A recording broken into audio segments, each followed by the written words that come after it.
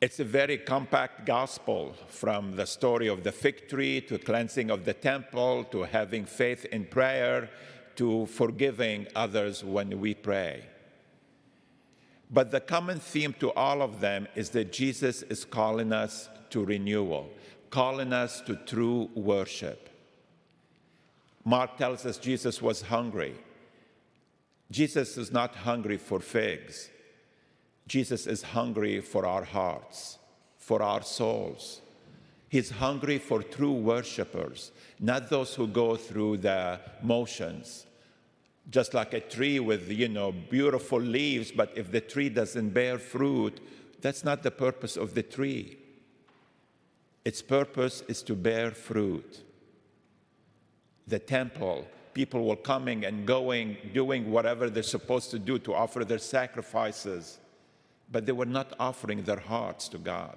They're going through the motions. On the outside, it looks excellent, nice, beautiful, but their hearts does not have faith. And that's why Jesus says true prayer is that you have faith in what you're praying for.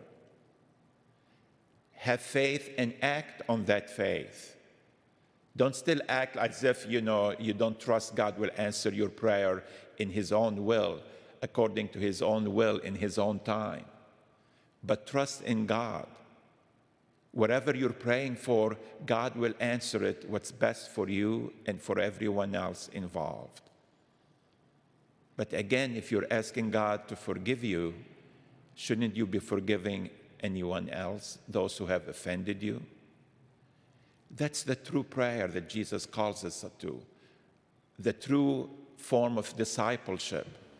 Not like we heard earlier on this week, you use God to barter with Him, to do good if God gives you what you want. That's not prayer.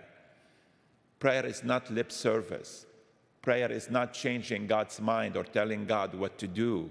Prayer is about listening to God and surrendering ourselves to His will, so we can bear fruit.